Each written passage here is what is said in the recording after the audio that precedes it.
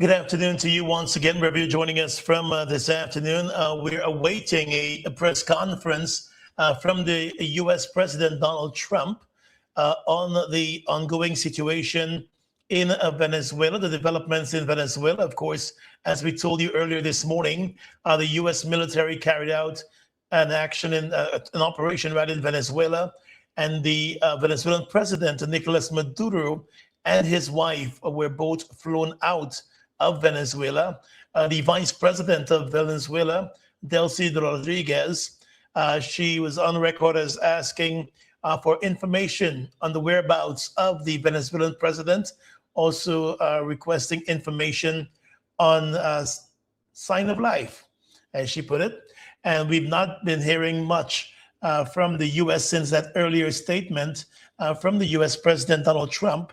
But since then, the U.S. government has indicated that the Venezuelan president is going to be flown to New York to face an indictment there in relation to drug trafficking.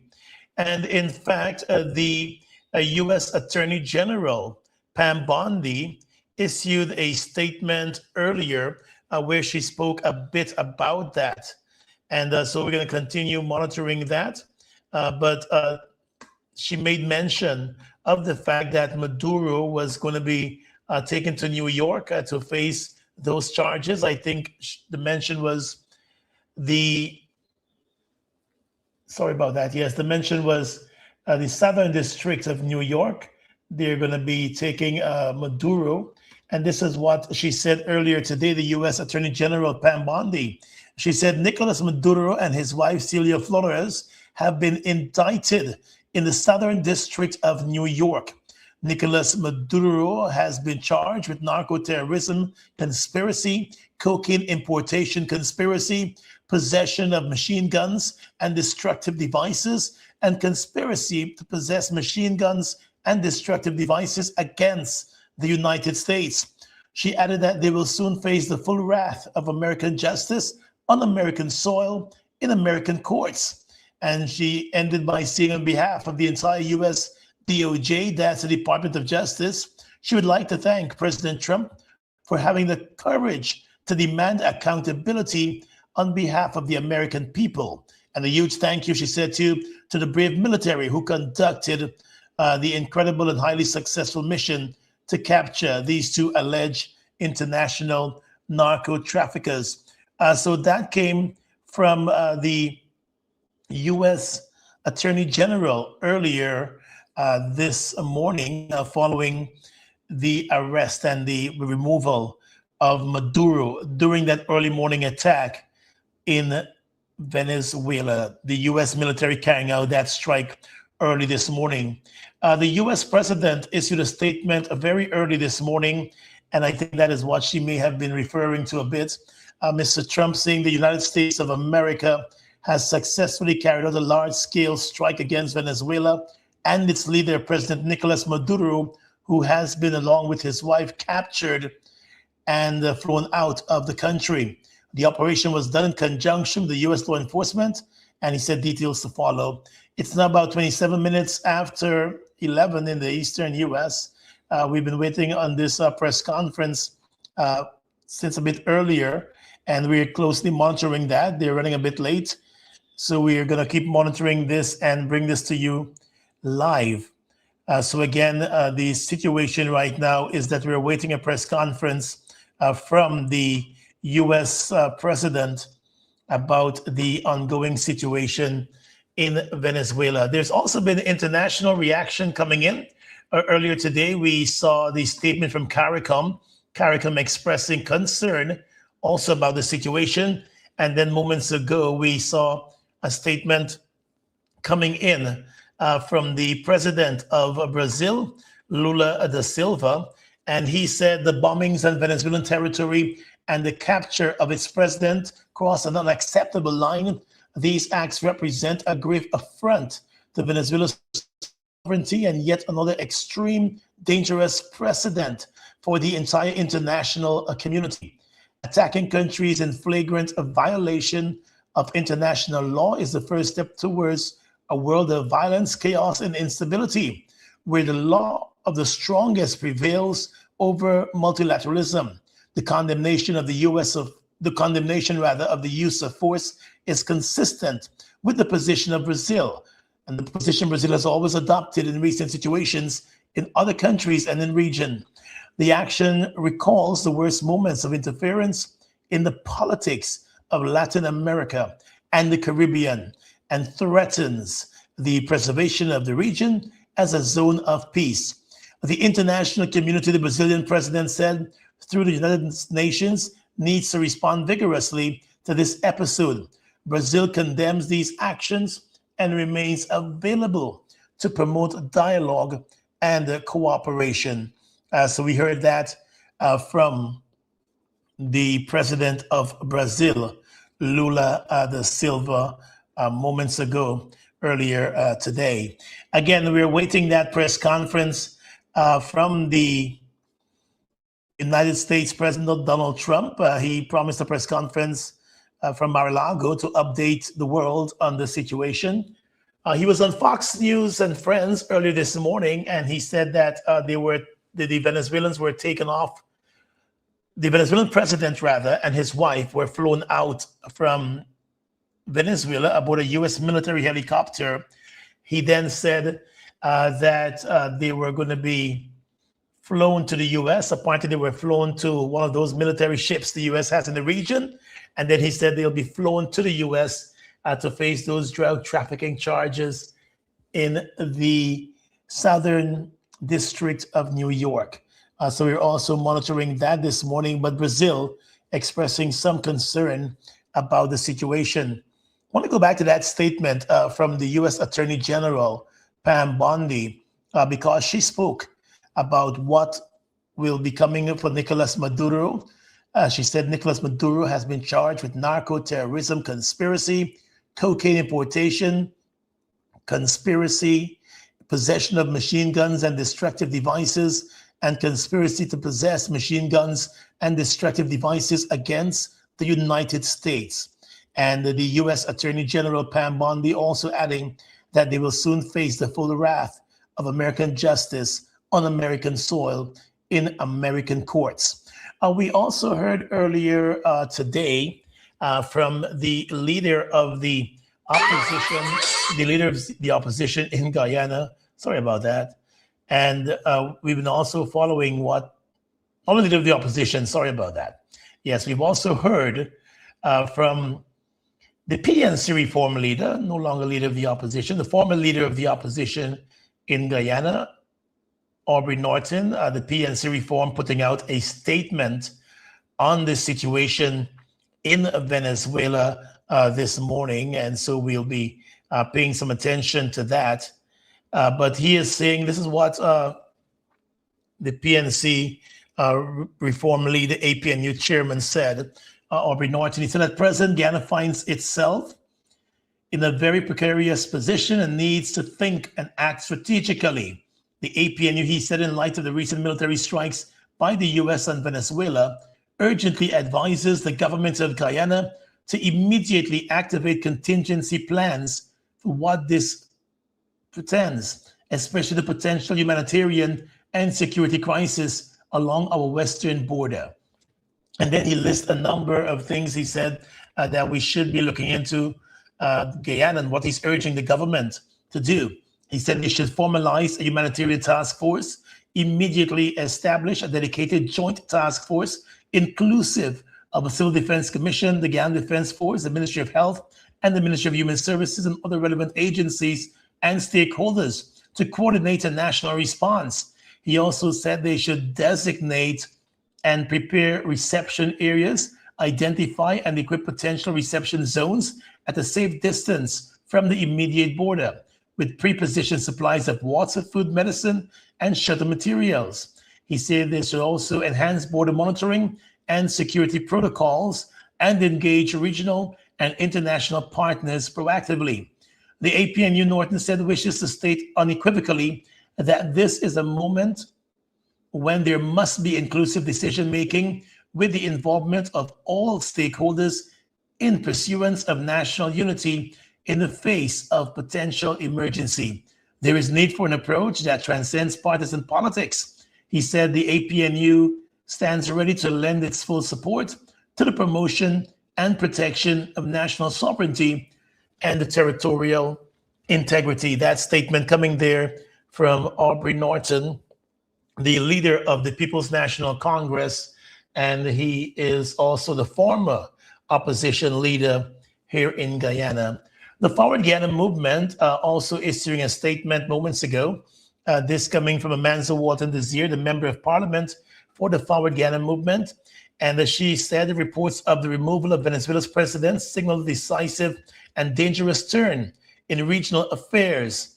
She said moments like this test the resolve of governments and expose whether leaders are prepared to defend national interests with clarity, competence, and courage. Small states, she noted, do not have the luxury of complacency.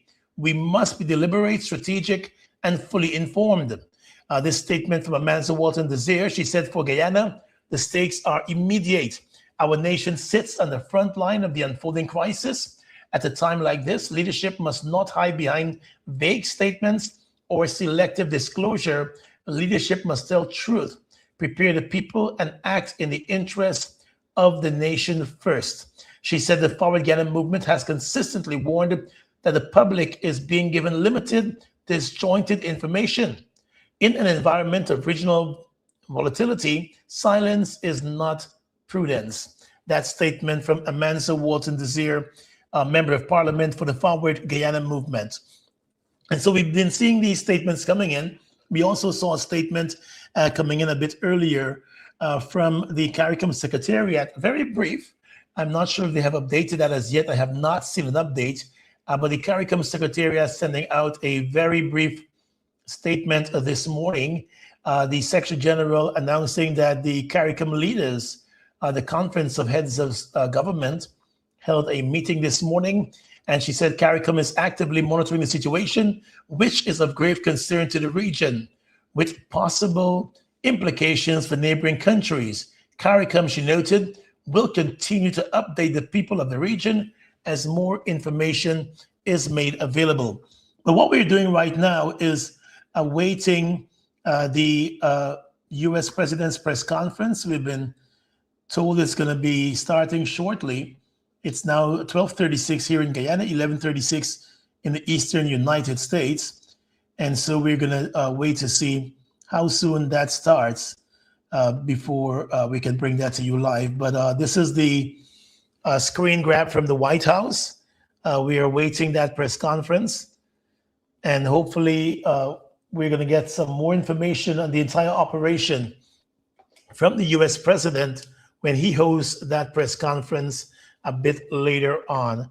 It should have started around 11 Eastern US time, but we've not seen any movement in that direction so far. It's now 11:36 in the Eastern US, 12:36 here in Guyana, and we're waiting the start of that press conference being hosted by the US president. I think he said in Mar-a-Lago.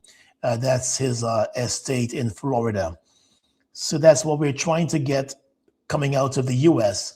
We've been hearing this morning many of the international pundits expressing surprise by the action of the US government in going into Venezuela and removing that Venezuelan president and flying him out to face court action. And I saw someone saying the bully is being bullied because, of course, making reference to Guyana's situation and the fact that Guyana has faced a lot of bullying from Venezuela over the years. Just last year, there was an incident involving our oil ships out there and the Venezuelan military coming close to those ships and questioning those in charge of those ships. And so Guyana has been closely monitoring this. But with all of that, there is still concern about what this means for the region and what is called the zone of peace. And so we're closely monitoring all of those developments. Still awaiting that press conference from the US president. No new information coming in from them as yet with regards to that press conference. They have the entire world on standby right now, and the broadcast, the media, of course, we're following this. The Colombian government has indicated that they've deployed their military to the border with Venezuela because, of course, they're afraid of what could come now, whether there will be an influx of persons from Venezuela heading into Colombia. So that is a concern. Let's see if they're about to start now. I'm hearing some song.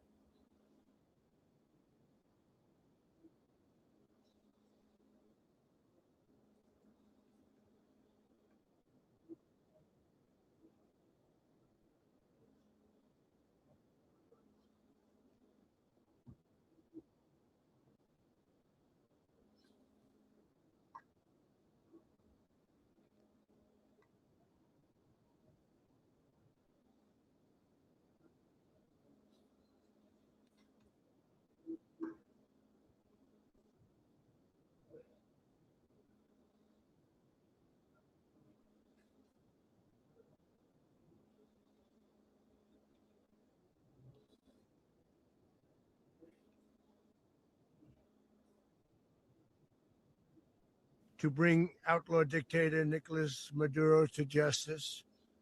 This was one of the most stunning, effective, and powerful displays of American history. And if you think about it, then some other good ones like the attack on Soleimani, the attack on al-Baghdadi, and the obliteration and decimation of the Iran nuclear sites just recently. Attack on al-Baghdadi. An operation known as Midnight Hammer, all perfectly executed and done. No nation in the world could achieve what America achieved yesterday, or frankly, in just a short period of time. All Venezuelan military capacities were rendered powerless as the men and women of our military, working with U.S. law enforcement, successfully captured Maduro in the dead of night. It was dark. The lights of Caracas were largely turned off due to a certain expertise that we have. It was dark and it was deadly. But captured along with his wife, Celia Flores, both of whom now face American justice. Maduro and Flores have been indicted in the Southern District of New York. It's Jay Clayton, for their campaign of deadly narco-terrorism against the United States and its citizens. I want to thank the men and women of our military who achieved such an extraordinary success overnight with breathtaking speed, power, precision, and competence. You rarely see anything like it. You've seen some raids in this country that didn't go so well. They were an embarrassment. If you look back to Afghanistan, or if you look back to the Jimmy Carter days, they were different days. We're a respected country again, like maybe like never before. These highly trained warriors operating in collaboration with U.S. law enforcement caught them in a very ready position. They were waiting for us. They knew we had many ships out in the sea, just sort of waiting. They knew we were coming. So they were in a ready, what's called a ready position, but they were completely overwhelmed and very quickly incapacitated. If you would have seen what I saw last night, you would have been very impressed. I'm not sure that you'll ever get to see it, but it was an incredible thing to see. Not a single American service member was killed, and not a single piece of American equipment was lost. We had many helicopters, many planes, many people involved in that fight.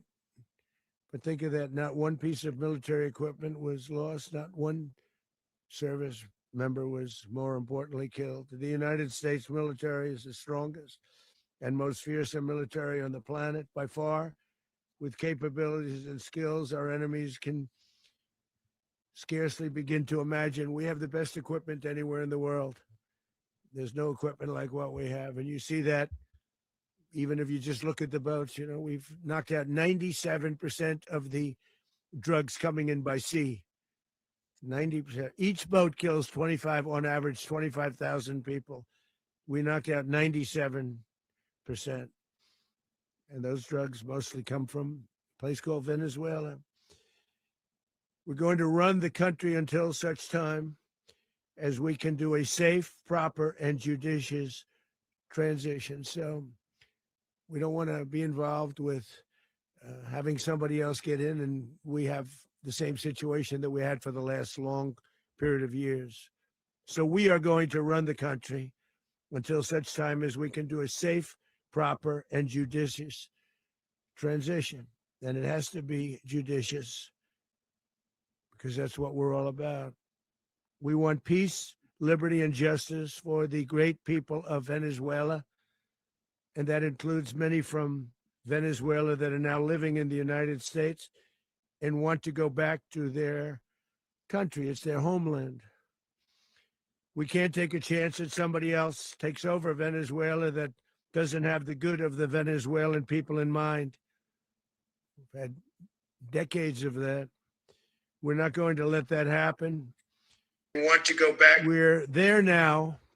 And what people don't understand, but they understand as I say this, we're there now, but we're going to stay until such time as the proper transition can take place. So we're going to stay until such time as we're going to run it, essentially, until such time as a proper transition can take place. As everyone knows, the oil business in Venezuela has been a bust, a total bust, for a long period of time. They were pumping almost nothing by comparison to what they could have been pumping and what could have taken place. We're going to have our very large United States oil companies, the biggest anywhere in the world, go in, spend billions of dollars, fix the badly broken infrastructure, the oil infrastructure, and start making money for the country. And we are ready to stage a second and much larger attack if we need to do so. So we were prepared to do a second wave if we needed to do so. We actually assumed that a second wave would be necessary, but now it's probably not. The first wave, if you'd like to call it that, the first attack was so successful, we probably don't have to do a second, but we're prepared to do a second wave, a much bigger wave, actually. This was pinpoint, but we have a much bigger wave that probably won't have to do. This partnership of Venezuela with the United States of America, a country that everybody wants to be involved with because of what we were able to do and accomplish, will make the people of Venezuela rich, independent, and safe. And it will also make the many, many people from Venezuela that are living in the United States extremely happy. They suffered. They suffered. So much was taken from them. They're not going to suffer anymore. The illegitimate dictator Maduro was the kingpin of a vast criminal network responsible for trafficking colossal amounts of deadly and illicit drugs into the United States. As alleged in the indictment, he personally oversaw the vicious cartel known as Cartel de las Solas, which flooded our nation with lethal poison, responsible for the deaths of countless Americans, the many, many Americans, hundreds of thousands over the years of Americans died because of him. Maduro and his wife will soon face the full might of American justice and stand trial on American soil. Right now, they're on a ship. They'll be heading to ultimately New York, and then a decision will be made, I assume, between New York and Miami or Florida. but we have people where the overwhelming evidence of their crimes will be presented in a court of law. And I've seen it. I've seen what we have. It's both horrible and breathtaking that something like this could have been allowed to take place. For many years after his term as president of Venezuela expired, Maduro remained in power and waged a ceaseless campaign of violence, terror, and subversion against the United States of America, threatening not only our people, but the stability of the entire region. And you all saw it. In addition to trafficking gigantic amounts of illegal drugs that inflicted untold suffering and human destruction all over the country, all over, in particular, the United States. Maduro sent savage and murderous gangs, including the bloodthirsty prison gang, Tren de Aragua, to terrorize American communities nationwide. And he did indeed. They were in Colorado. They took over apartment complexes. They cut the fingers off people if they called police. They were brutal, but they're not so brutal now.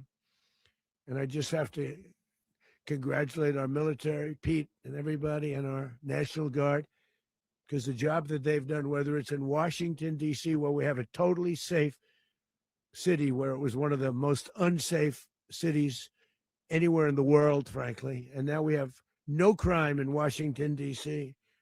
We haven't had a killing. We had the terrorist attack a few weeks ago, a little bit of a different kind of a threat, but we haven't had a killing in a long period of time, 6, 7 months. We used to have two, on average, two a week in Washington, our capital. We don't have that anymore.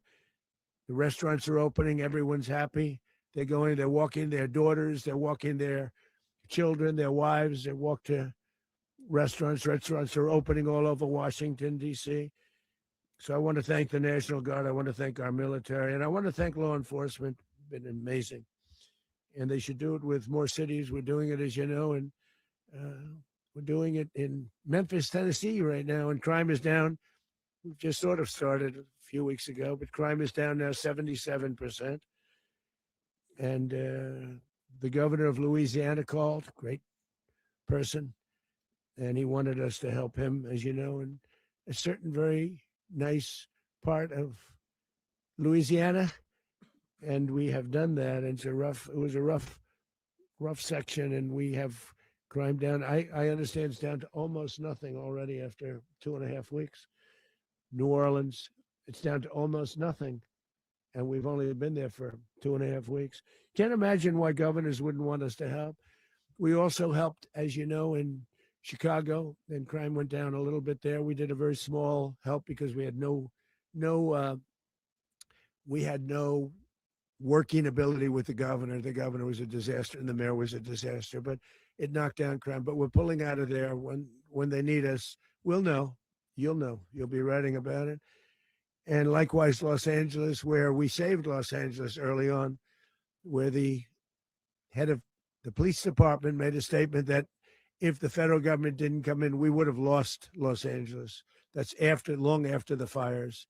That's when they had the riots in Los Angeles. We did a great job. Got no credit for it whatsoever, but that's okay. It doesn't matter. We don't need the credit. But we'll be pulling out when they need us. They'll call, or we'll go back if we have to. We'll go back. But we did a great job in various cities. But the place that we're very proud of is Washington, D.C., because it's our nation's capital. We took it from being a crime-ridden mess to being one of the safest cities in the country. But the gangs that they sent raped, tortured, and murdered American women and children. They were in all of the cities I mentioned, Tren de Aragua. And they were sent by Maduro to terrorize our people. And now Maduro will never again be able to threaten an American citizen or anybody from Venezuela. There will no longer be threats. For years, I've highlighted the stories of those innocent Americans whose lives were so heartlessly robbed by this Venezuelan terrorist organization. Really one of the worst. One of the worst, they say the worst. Americans like 12-year-old Jocelyn Nungari from Houston. Beautiful Jocelyn. And then, Gary, what happened to her? They, as you know, they kidnapped, assaulted, and murdered by Tren de Aragua animals. They murdered Jocelyn and left her dead under the bridge. There was a bridge that will never be the same to so many people after seeing what happened. As I've said many times, the Maduro regime emptied out their prisons, sent their worst and most violent monsters into the United States to steal American lives. And they came from mental institutions and insane asylums. They came from prisons and jails. The reason I say both, they sound similar. Actually, prisons a little bit more hostile, a little bit tougher. A mental institution isn't as tough as an insane asylum, but we got them both. They sent from their mental institutions. They sent from their jails, prisons. They were drug dealers. They were drug kingpins. They sent everybody bad into the United States, but no longer. And we have now a border where nobody gets through. In addition, Venezuela unilaterally seized and stole American oil, American assets, and American platforms, costing us billions and billions of dollars. They did this a while ago, but we never had a president that did anything about it. They took all of our property. It was our property. We built it. And we never had a president that decided to do anything about it. Instead, they fought wars that were 10,000 miles away. We built Venezuela oil industry with American talent, drive, and skill, and the socialist regime stole it from us during those previous administrations, and they stole it through force. This constituted one of the largest thefts of American property in the history of our country. Considered the largest theft of property in the history of our country. Massive oil infrastructure was taken like we were babies, so we didn't do anything about it. I would have done something about it. America will never allow foreign powers to rob our people or drive us back into and out of our own hemisphere. That's what they did. Furthermore, under the now deposed dictator Maduro, Venezuela was increasingly hosting foreign adversaries in our region and acquiring menacing offensive weapons that could threaten U.S. interests and lives. And they used those weapons last night. Potentially in league with the cartels operating along our border. All of these actions were in gross violation of the core principles of American foreign policy, dating back more than 2 centuries. And not anymore. All the way back, it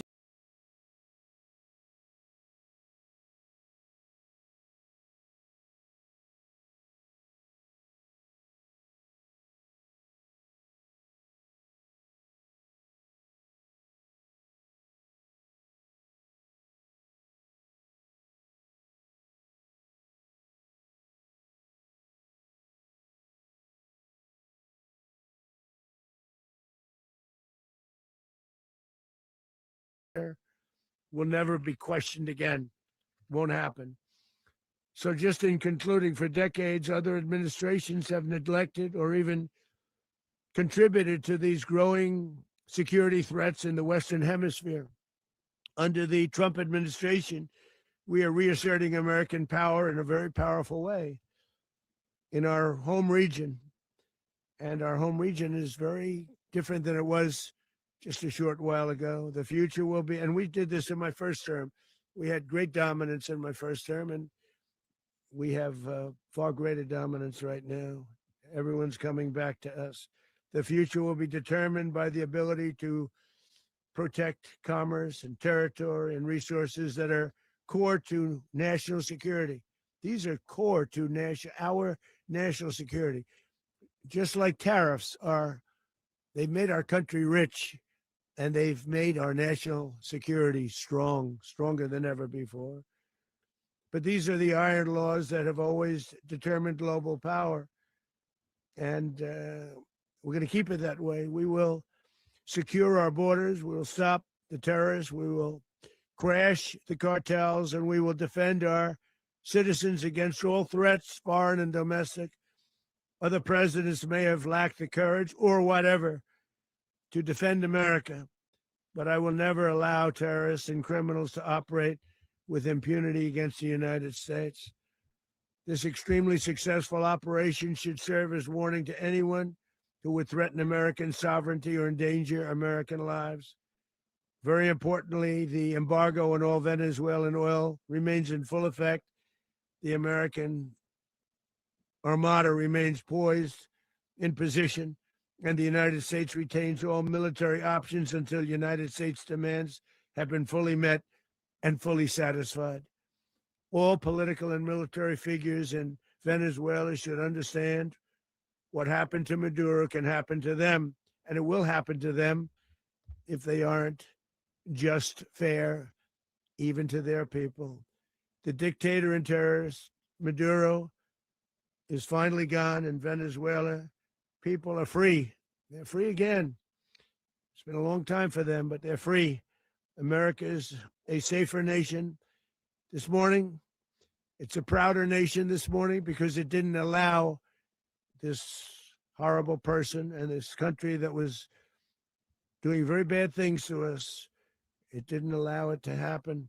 And the Western Hemisphere is right now a much safer place to be. So I want to thank everybody for being here. I want to thank General Raisin Kane. He's a fantastic man. I've worked with a lot of generals. I worked with some I didn't like. I worked with some I didn't respect. I worked with some that just weren't good. But this guy is fantastic. I watched last night one of the most precise attacks on sovereignty. I mean, it was an attack for justice. Worked with a lot of generals. I'm very proud of him, and I'm very proud of our Secretary of War, Pete Hegseth, who I'm going to ask to say a few words. Thank you very much.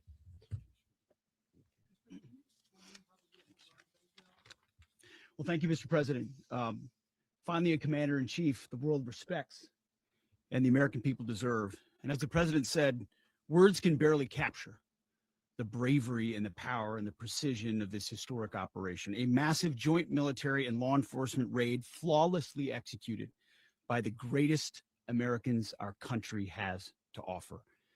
American warriors are second to none, the best in the world and the best of our country. What all of us witnessed last night was sheer guts and grit, gallantry, and glory of the American warrior. I'm simply humbled by such men. And I tip my hat to our chairman, Dan Raisin Kane, and all those Americans who stood watch last night. Our warriors are the elite of America. And again, President Trump has your back. No other country on planet Earth, and it's not even close, could pull this kind of operation off. And no other president has ever shown this kind of leadership, courage, and resolve, the most powerful combination the world has ever seen.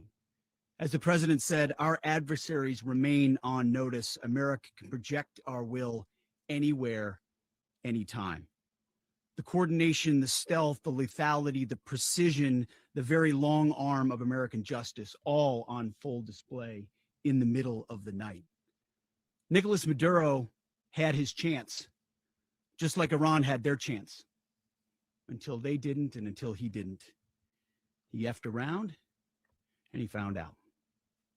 President Trump is deadly serious about stopping the flow of gangs and violence to our country, deadly serious about stopping the flow of drugs and poison to our people, deadly serious about getting back the oil that was stolen from us, and deadly serious about reestablishing American deterrence and dominance in the Western Hemisphere.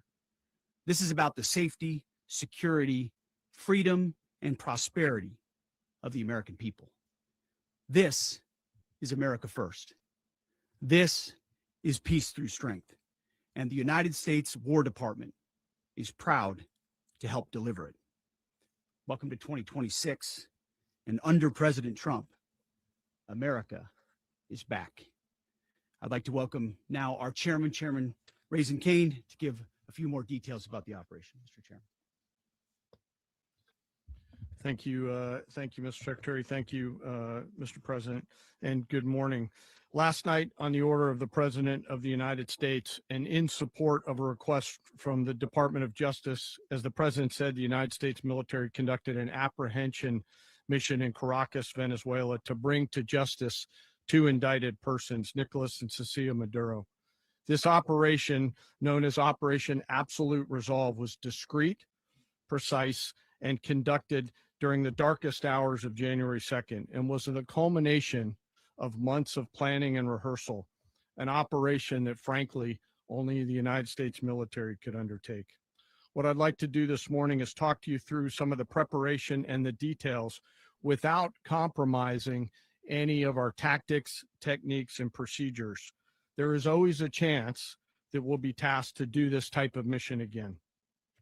Our interagency work began months ago and built on decades of experience of integrating complex air, ground, space, and maritime operations.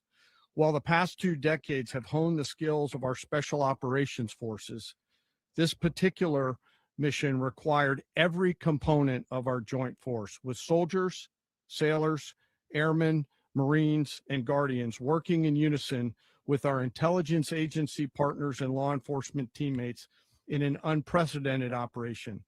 We leveraged our unmatched intelligence capabilities and our years of experience in hunting terrorists. And we could not have done this mission without the incredible work by various intelligence agencies, including the CIA, NSA, and NGA. We watched, we waited, we prepared, we remained patient and professional. This mission was meticulously planned, drawing lessons from decades of missions over the last many years, many missions over these last many years. This was an audacious operation that only the United States could do. It required the utmost of precision and integration within our joint force. And the word integration does not explain the sheer complexity of such a mission. An extraction so precise, it involved more than 150 aircraft launching across the Western Hemisphere in close coordination, all coming together in time and place to layer effects for a single purpose: to get an interdiction force into downtown Caracas while maintaining the element of tactical surprise. Failure of one component of this well-oiled machine would have endangered the entire mission, and failure is never an option for America's joint force. Those in the air over Caracas last night were willing to give their lives for those on the ground and in the helicopters. Let me talk a little bit about the preparation. After months of work by our intelligence teammates to find Maduro and understand how he moved, where he lived, where he traveled, what he ate, what he wore, what were his pets, in early December, our force was set pending a series of aligned events. Key was choosing the right day to minimize the potential for civilian harm and maximize the element of surprise and minimize the harm to the indicted personnel, so as the President said, they could be brought to justice. And as the President said earlier today, weather in Venezuela is always a factor this time of the year. And over the weeks through Christmas and New Year's, the men and women of the United States military sat ready, patiently waiting for the right triggers to be met and the President to order us into action.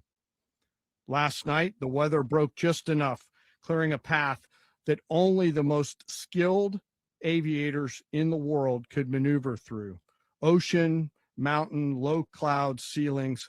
But when tasked with a mission, this organization does not quit. At 10:46 p.m. Eastern time last night, the President ordered the United States military to move forward with this mission. He said to us, and we appreciate it, Mr. President, good luck and Godspeed. And those words were transmitted to the entire joint force.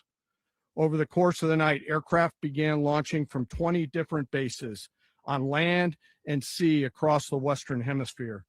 In total, more than 150 aircraft, bombers, fighters, intelligence, reconnaissance, surveillance, rotary wing were in the air last night. Thousands and thousands of hours of experience were airborne. Our youngest crew member was 20, and our oldest crew member was 49, and there's simply no match for American military might. As the night began, the helicopters took off with the extraction force, which included law enforcement officers, and began their flight into Venezuela at 100 feet above the water. As they approached Venezuelan shores, the United States began layering different effects provided by Spacecom, Cybercom, and other members of the interagency to create a pathway. Overhead, those forces were protected by aircraft from the United States Marines, the United States Navy, the United States Air Force, and the Air National Guard. The force included F-22s, F-35s, F-18s, EA-18s, E-2s, B-1 bombers, and other support aircraft, as well as numerous remotely piloted drones.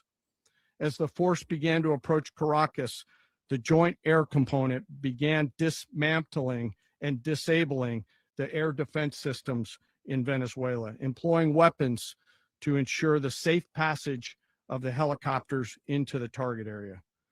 The goal of our air component was, and always will be to protect the helicopters and the ground force and get them to the target and get them home. As the force crossed the last point of high terrain where they'd been hiding in the clutter, we assessed that we had maintained totally the element of surprise. As the helicopter force ingressed towards the objective at low level, we arrived at Maduro's compound at 1:01 a.m. Eastern Standard Time, or 2:01 a.m. Caracas local time, and the apprehension force descended into Maduro's compound and moved with speed, precision, and discipline towards their objective, and isolated the area to ensure the safety and security of the ground force while apprehending the indicted persons. On arrival into the target area, the helicopters came under fire, and they replied with that fire with overwhelming force in self-defense. One of our aircraft was hit, but remained flyable, and as the president said earlier today, all of our aircraft came home, and that aircraft remained flyable during the rest of the mission. As the operation unfolded at the compound, our air and ground intelligence teams provided real-time updates to the ground force, ensuring those forces could safely navigate the complex environment without unnecessary risk. The force remained protected by overhead tactical aviation. Maduro and his wife, both indicted, gave up and were taken into custody by the Department of Justice, assisted by our incredible U.S. military with professionalism and precision, with no loss of U.S. life. After securing the indicted persons, the force began to prep for departure. Helicopters were called in to exfiltrate the extraction force, while fighter aircraft and remotely piloted aircraft provided overhead coverage and suppressive fire. There were multiple self-defense engagements as the force began to withdraw out of Venezuela. The force successfully exfiltrated and returned to their afloat launch bases, and the force was over the water at 3:29 a.m. Eastern Standard Time with indicted persons on board. And both Maduro and his wife were embarked aboard the USS Iwo Jima. In closing, what we've witnessed today is a powerful demonstration of America's joint force.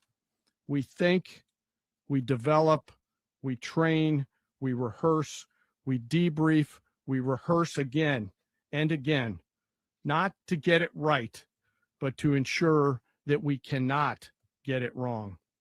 Our jobs are to integrate combat power so when the order comes, we can deliver overwhelming force at the time and the place of our choosing against any foe anywhere in the world. I am immensely proud today of our joint force and filled with gratitude to represent them here today. There is simply no mission too difficult for these incredible professionals and the families that stand by them and support them. As we stand here this morning, our forces remain in the region at a high state of readiness, prepared to project power, defend themselves, and our interests in the region. This operation is a testament to the dedication and unwavering commitment to justice and our resolve to hold accountable those who threaten peace and stability. In closing, I want to express my heartfelt gratitude to the brave men and women who executed this mission. Their courage and tireless commitment to our nation are what makes us strong. Thank you, Mr. Secretary, and thank you, Mr. President. Well, I don't have much to add to what you've heard now, other than the following points. Nicolas Maduro was indicted in 2020 in the United States. He is not the legitimate president of Venezuela. That's not just us saying it. The first Trump administration, the Biden administration, the second Trump administration, none of those three recognized him. He's not recognized by the European Union and multiple countries around the world. He is a fugitive of American justice with a $50 million reward, which I guess we saved $50 million. And make sure. yeah, exactly. But Don't let anybody claim it. Nobody deserves it but us. But I want to be clear about one thing. Nicolas Maduro had multiple opportunities to avoid this. He was provided multiple very, very, very generous offers and chose instead to act like a wild man, chose instead to play around. And the result is what we saw tonight. The other message here is the following. You have a guy, like many people around the world, they like to play games. You have a guy who decides he's going to invite Iran into his country, is going to, do the confiscation of American oil companies, is going to flood our country with gang members, is going to take Americans prisoner and try to hold them for hostage and trade them like he was able to do with the Biden administration. Basically likes to play games all this time and thinks nothing's going to happen. And I hope what people now understand is we have a president. The 47th president of the United States is not a game player. When he tells you that he's going to do something, when tells you he's going to address a problem, he means it. He actions it. I can tell you, I've watched this process now for 14, 15 years, been around it. Everybody talks. I'm going to do this. I'm going to do that. When I get there, we're going to do this. We're going to take. This is a president of action. Like, I don't understand yet how they haven't figured this out. And now, if you don't know, now you know. Because this is the way it's going to play out. And I think people need to understand that this is not a president that just talks and does letters and press conferences. And, if he says he's serious about something, he means it. And this is something that was a direct threat to the national interest of the United States. And the president addressed it. There's a president of peace, by the way. I told you what I just said earlier. This guy had multiple opportunities to find his way somewhere else and figure out another. He could have been living somewhere else right now, very happy. But instead, he wanted to play big boy. And so now, he's got other sets of problems on his hands.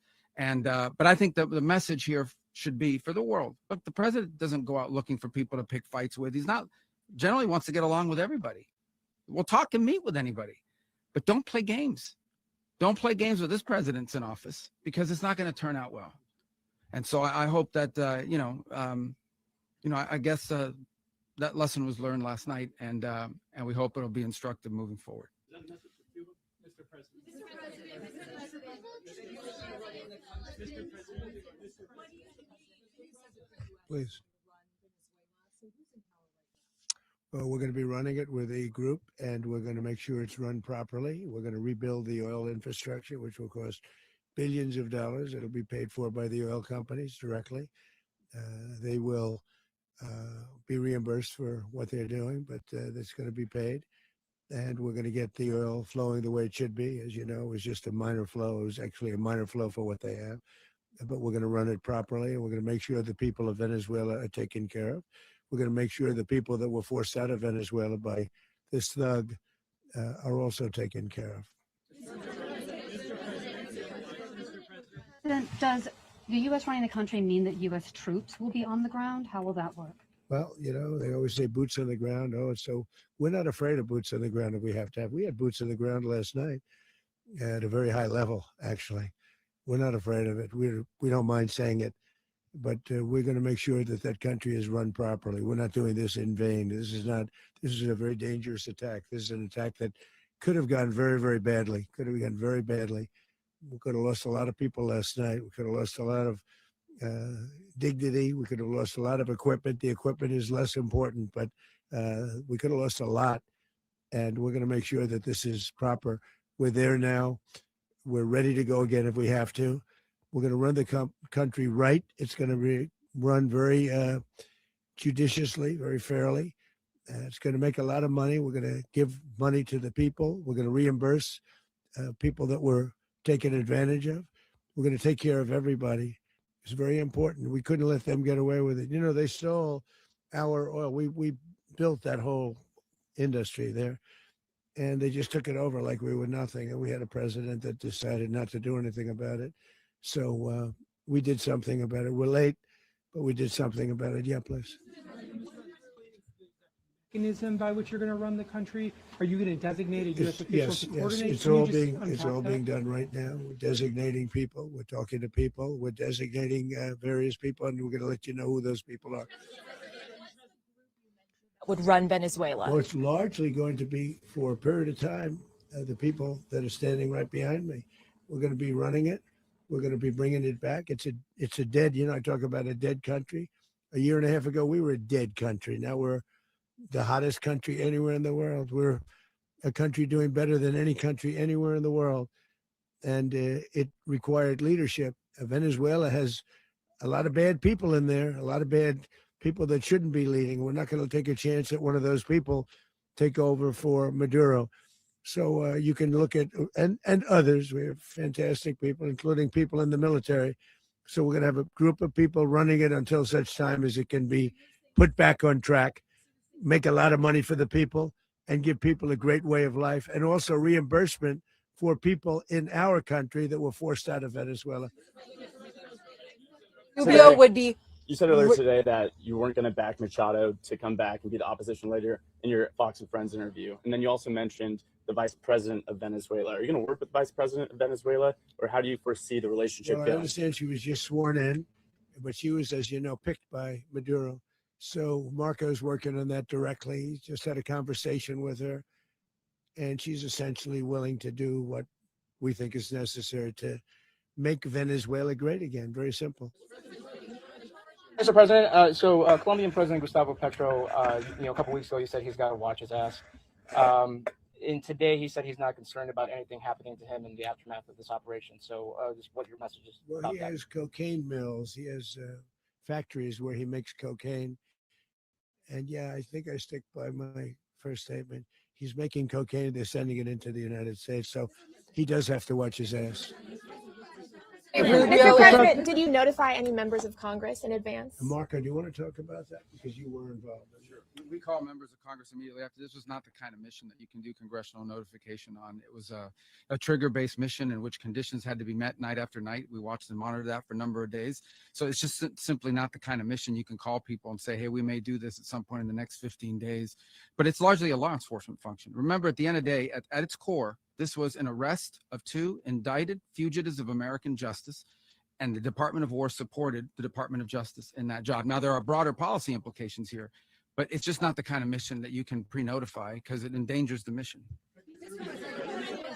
Plus, if I could add one thing to that, Congress has a tendency to leak.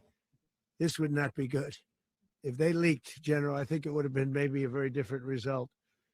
But I have to say, they knew we were coming at some point, you know.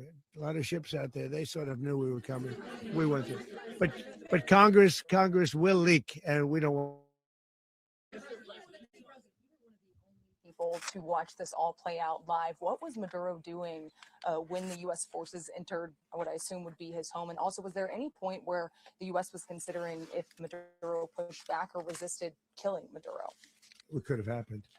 It could have happened. He was trying to get into a safe place. You know, the safe place is all steel.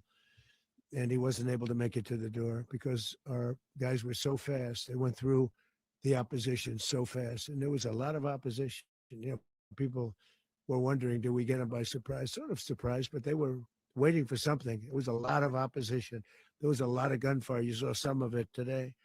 But he was trying to get to a safe place, which wasn't safe because we would have had the door blown up in about 47 seconds, they say on average, regardless of how thick the steel was. It was a very thick door. It was a very heavy door, but he was unable to get to that door. He made it to the door. He was unable to close it. Go ahead, finish. to be in the time being right now? Do you know his exact Well, whereabouts? eventually, ultimately, in the near future, he's going to be brought to New York. And where is he going to be Mr. held? President. Where is he going to be held in New York? Do you know? That's going to be up to the officials that do these things. Mr. President. The U.S. has something of a mixed track record of ousting dictators without necessarily a plan for what comes afterwards. Not with Did me. that weigh on your decision? Well, that's when we had different presidents, but with me, that's not true. With me, we've had a perfect track record of winning. We win a lot, and we win. If you look at Soleimani, you look at al-Baghdadi, you look at the Midnight Hammer. Midnight Hammer was incredible. Right now, you wouldn't have peace in the Middle East. We have essentially peace in the Middle East because of that. If we weren't successful with Midnight Hammer, you wouldn't have.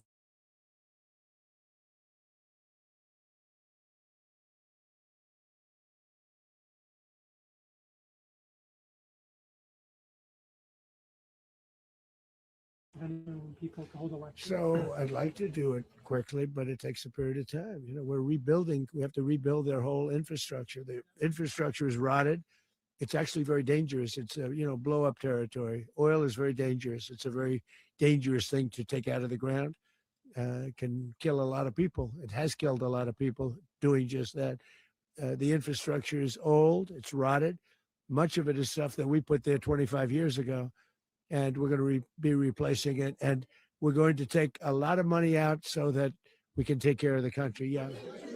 Are you saying that Secretary Rubio and Mr. President, China, Russia, and Iran have interests in Venezuela. How does this operation affect your relationships with them when Well, it in comes to terms the of oil and the China drugs? and Russia, Russia, when we get things straightened out. But in terms of other countries that want oil, we're in the oil business. We're going to sell it to them. We're not going to say we're not going to give it to them. In other words, we'll be selling oil probably in much larger doses because they couldn't produce very much because their infrastructure was so bad. So we'll be selling large amounts of oil to other countries, many of whom are using it now, but I would say many more will come. are you saying, Mr. President, are you saying that, Wait, Mr. President, are Go you ahead, saying behind that? you, please.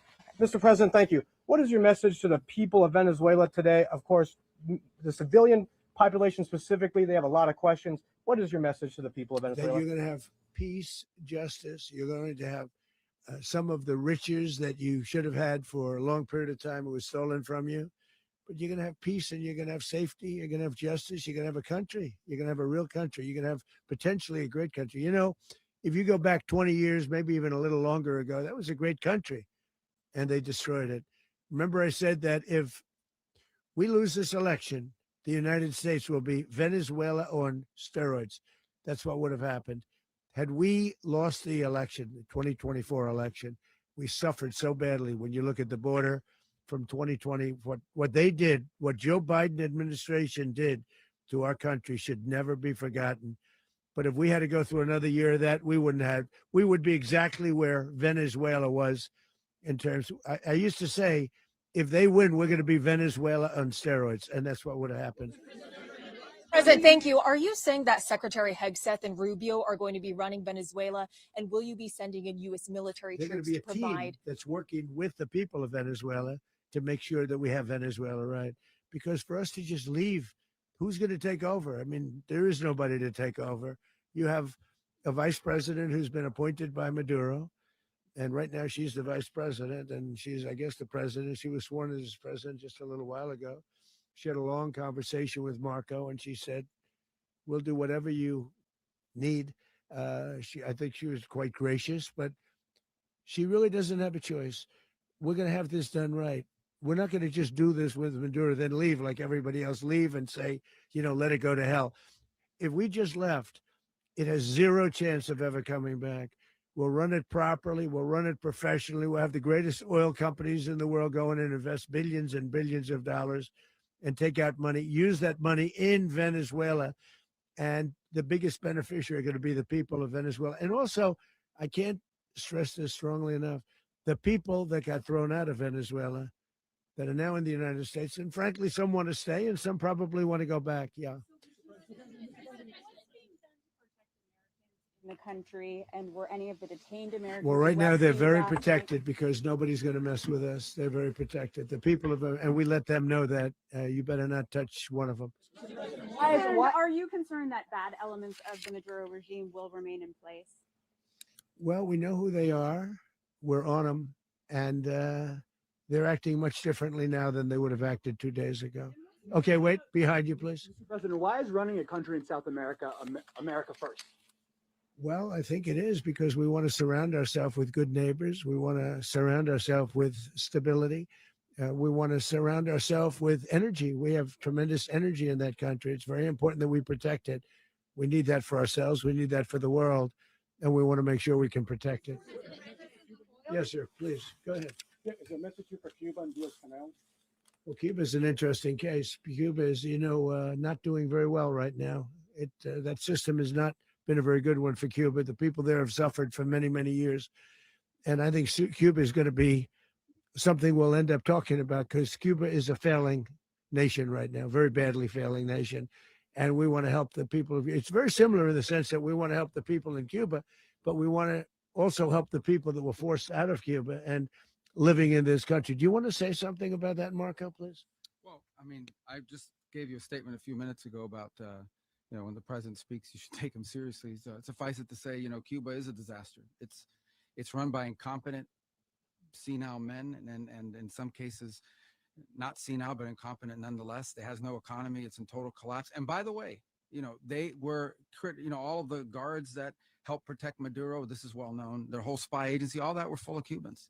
I mean, it's amazing. This poor island took over Venezuela in some cases. One of the biggest problems the Venezuelans have is they have to declare independence from Cuba that tried to basically colonize it from a security standpoint. So, yeah, look, if I lived in Havana and I was in the government, I'd be concerned, at least a little bit.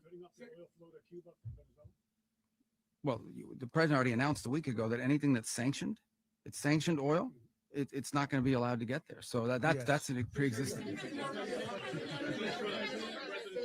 The answer is yes. Yes.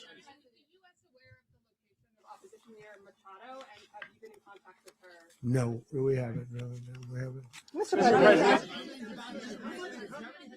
Mr. President, on Monday. Oh, I think it would be very tough for her to be the leader. She doesn't have the support within or the respect within the country. She's a very nice woman, but she doesn't have the respect. Mr. President, is it possible that the U.S. ends up administrating Venezuela for years? Well, it won't cost us anything because the money coming out of the ground is very substantial. So it's not going to cost us anything. We will. Well, we want safety there. We want to be surrounded by countries that aren't housing all of our enemies all over the world. That's what that was happening. And you don't want to have that.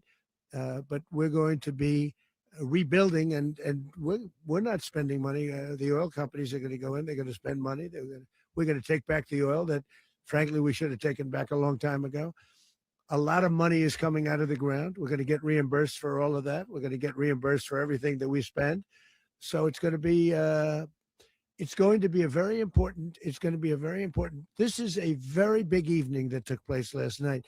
We have to be surrounded by safe, secure countries. And we also have to have energy, very important. We have to have energy that's real energy, not where they're getting 4% and 5% of the energy out of the ground. You take a look, it was such a disaster. So what's going to happen with Venezuela, I think, over the next period of a year is going to be a great thing. And the people of Venezuela will be the biggest beneficiaries. Going to send in U.S. military. Mr. President, thank you. What did you last speak to Maduro about when you spoke? And is the Well, US I don't want to at get war into with the Venezuela? conversations, but I did have conversations with him. And I said, you got to surrender. And I actually thought he was pretty close to doing so, but now he wished he did. Yeah. You said that Maduro is responsible for drug trafficking. You recently pardoned the former president of Honduras, who was convicted of many drug trafficking. Can you explain how these two situations are Well, different? And would you ever pardon Maduro? I endorsed, as you know, the winning president, the man who won in Honduras. I endorsed the man who won in Chile. I endorsed the man who won in Argentina. And we are doing very well with that whole group. What the man that I pardoned was, if you could equate it to us, he was treated like the Biden administration treated a man named Trump. That didn't work out too well for them. This was a man who was persecuted very unfairly. He was the head of the country. He was persecuted very unfairly. And there are a number of them. And we felt that it was a very unfair situation that happened to him. He's also a party member of the man who won. So obviously the people liked what I did. And one of the reasons that was done is because of the fact that the party in power felt very strongly that that man was treated very badly. I studied it very quickly, and then I studied it in great detail. I went to a lot of the people standing behind me, and they felt that that man was persecuted and treated very badly. That's why I gave him a pardon.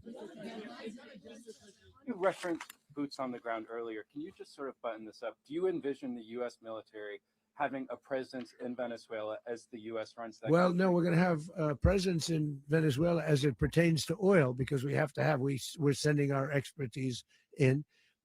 So you may need something, not very much. But no, we're going to be taking out a tremendous amount of wealth out of the ground.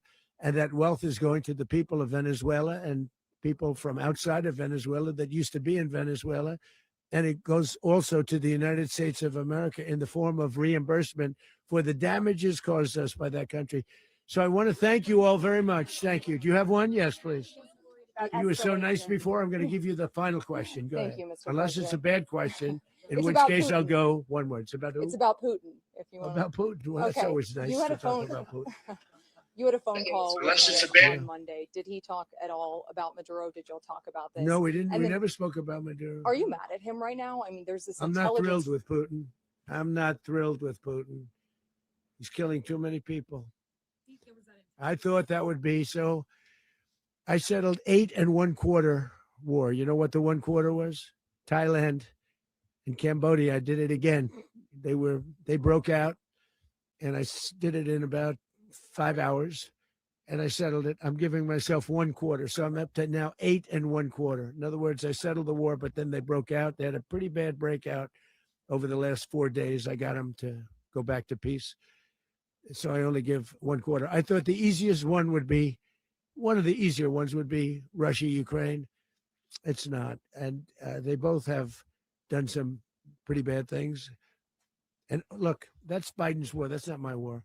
But I want to stop the lives. Did you see where last month 30,000? It was 27,000 the month before. 30,000, mostly soldiers, were killed this last month. 30,000. I want to stop that. You know, I got NATO to pay 5% instead of the 2% that they weren't paying. They weren't paying 2, now they pay 5. And we send them a lot of munitions. We send them a lot of things, missiles and various other things, a lot. And they pay. The United States is not losing money. We're probably making money on that. It's the last thing I care about. I just want to stop all those people. We're losing 25, 30,000 human beings. They come from 2 places that are very far away. But if I can stop, because it's something I've been pretty good at doing, deals, I guess. It's all a deal. Life is a big deal. But if I can stop that war and stop 30,000 young people, in addition to the fact that people are being killed in Kiev, people are being killed in other cities throughout, a much smaller number, but they're being killed, viciously killed. So I'm not happy about it. I thought that would be something that would get solved. We have Mr. Witkoff here. I think that we're making progress, but that's a war that should have never happened. If I were president, it would have never happened. Putin says it. Everybody says it. If I were president, that would have never happened. But I inherited that war. That was Joe Biden, Zelensky, and Putin. I came into the situation, and it's a mess. And I will say this. I watched an operation last night that was so precise, that was so brilliant. I mean, it was incredible. If we had our people, like this general and our people involved, that war would not have gone on very long, that I can tell you. That war, to use an old term, that war has become a bloodbath, and we want it to get stopped. Thank you very much, everybody.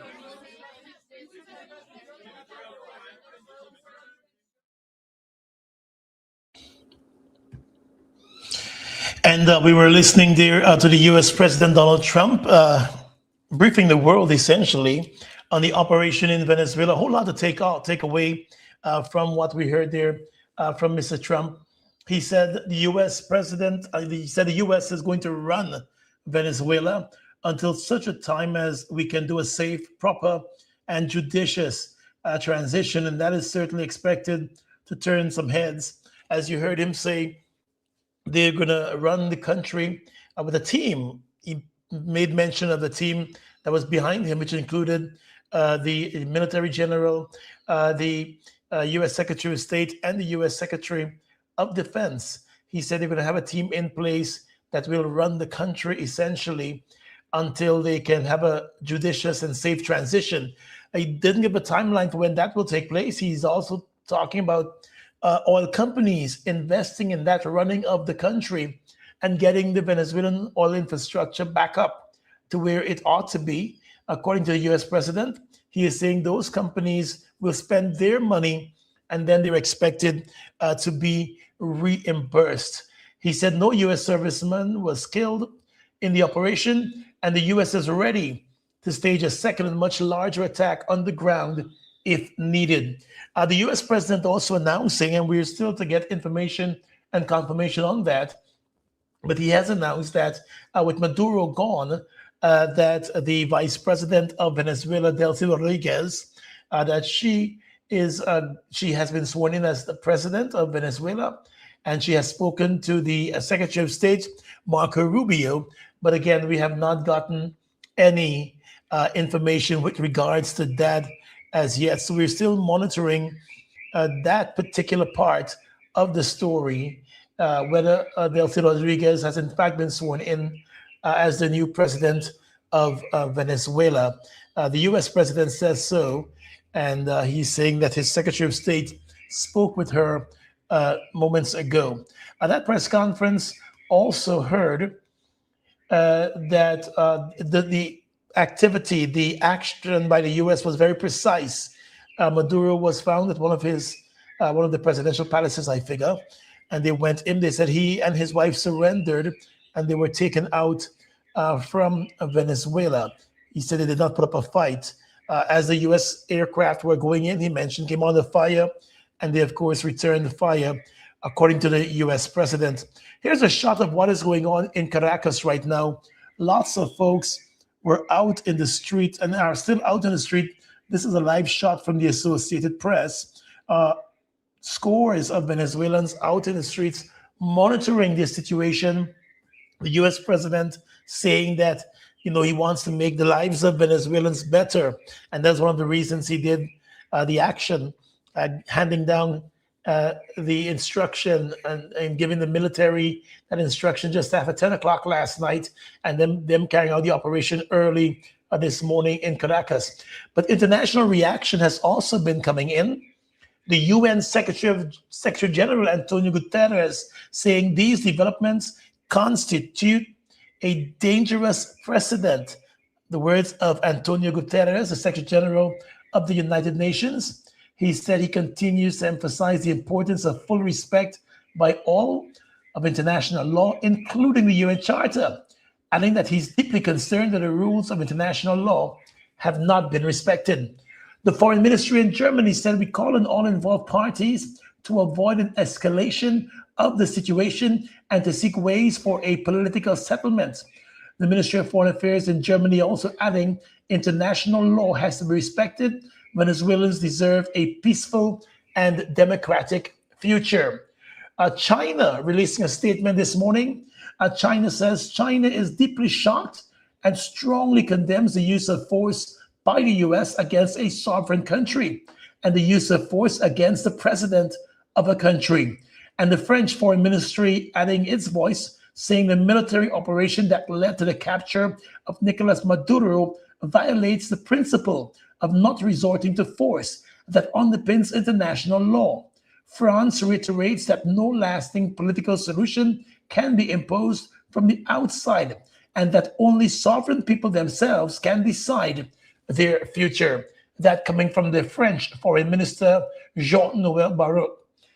South African Department of International Affairs said South Africa calls on the UN Security Council, which is the body mandated to maintain international peace and security, to urgently convene to address the situation.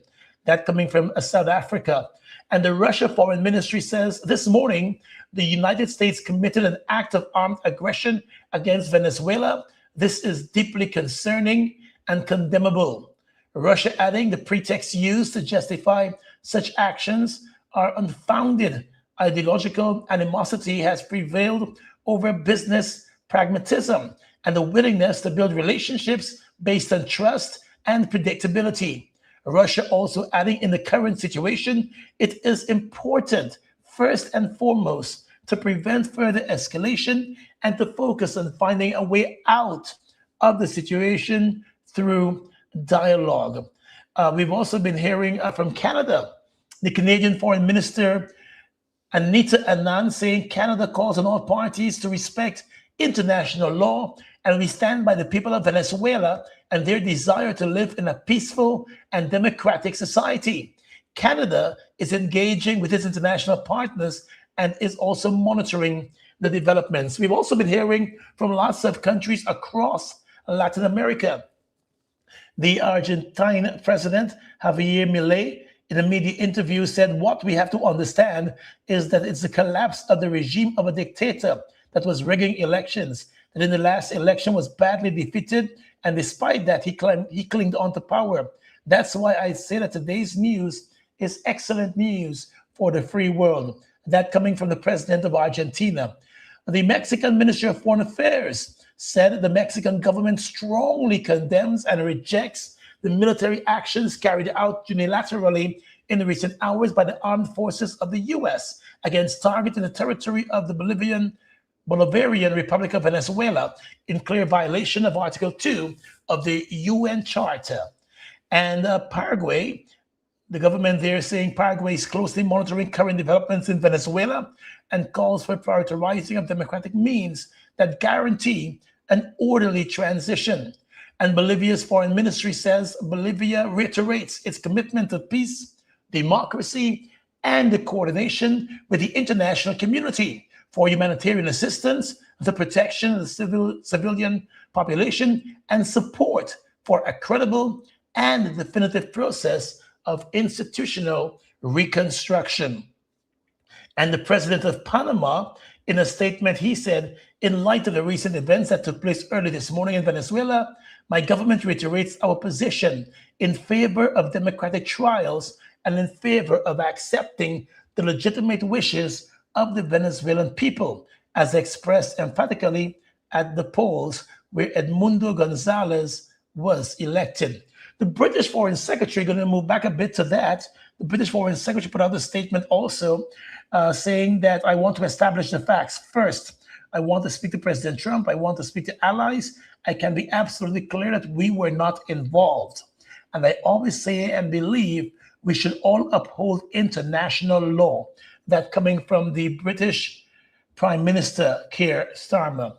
And the Brazilian president, we told you about this a bit earlier, the Brazilian president putting out a statement this morning. And in that statement, he said the bombings on Venezuelan territory and the capture of its president cross an unacceptable line.